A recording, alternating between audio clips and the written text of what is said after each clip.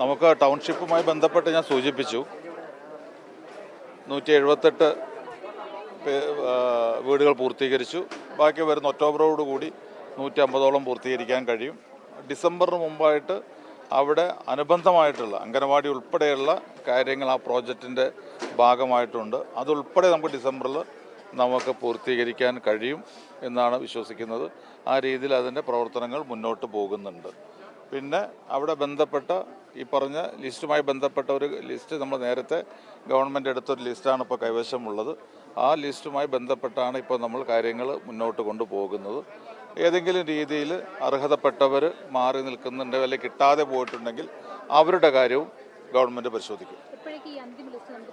അല്ല, നിലവിലുള്ള ലിസ്റ്റിനകത്ത് അവിടെ വീട് കൊടുക്കേണ്ട ആളുകളുടെ ലിസ്റ്റ് ഇപ്പോൾ തന്നെ കൈവശമുണ്ട്. ഏതാണ്ട് എനിക്ക് തോന്നുന്നു 413 പേരാണ് വരുന്നത്. അപ്പോൾ അതിനകത്ത് 13ഓളം കുടുംബങ്ങൾ ആദിവാസി മേഖലയിൽപ്പെട്ടവർക്ക് പ്രത്യേക സംവിധാനം ഒരുക്കണം, അവർക്ക് പ്രത്യേകം വീടുകൾ വേണമെന്ന ആവശ്യം വന്നിട്ടുണ്ട്. അപ്പോൾ അത് പ്രത്യേകം സംവിധാനം അവർക്ക് വേണ്ട അവരെ പറയുന്ന രീതിയിലുള്ള വീടുകൾ ഏതാണോ സ്ഥലത്ത് വേണ്ടത് അവിടെ കൊടുക്കാൻ തയ്യാറാണ്. ബാക്കി വരുന്ന ആളുകൾക്ക് അവിടെ തന്നെ വീടുകൾ നൽകും. പിന്നെ അതിനകത്തും ഉൾപ്പെടാതെ പോയവരുണ്ട് എന്നുണ്ടെങ്കിൽ അതും പരിശോധിച്ച് അങ്ങനെയുള്ളവർ ആണെങ്കിൽ തീർച്ചയായിട്ടും അർഹതപ്പെട്ടവരാണെങ്കിൽ അവർക്കും ഗവൺമെൻറ് സംവിധാനം വീടുകൾ ഒരുക്കി കൊടുക്കും.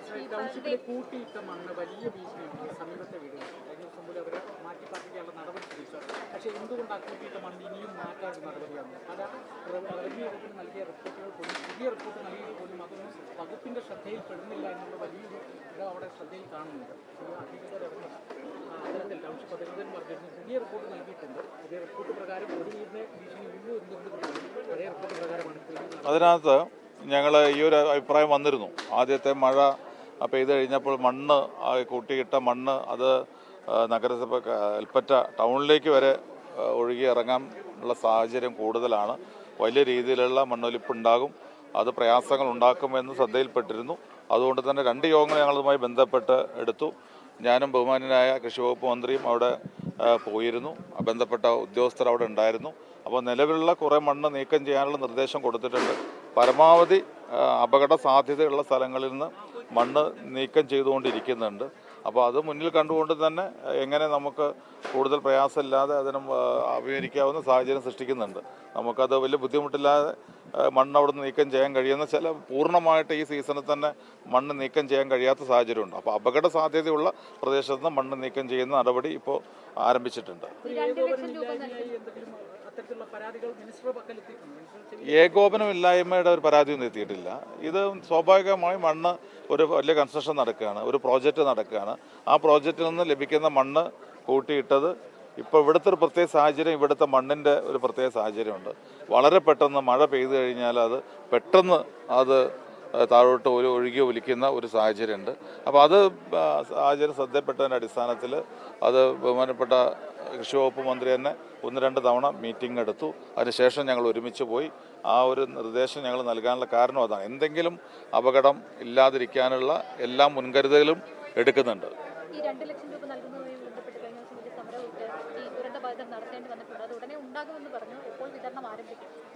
വളരെ പെട്ടെന്ന് തന്നെ അതിന് നടപടിക്രമങ്ങൾ മാത്രമേ ബാക്കിയുള്ളൂ. സ്വാഭാവികമായും ഇതുമായി ബന്ധപ്പെട്ട ഒരു കമ്മിറ്റി നിലവിലുണ്ട്.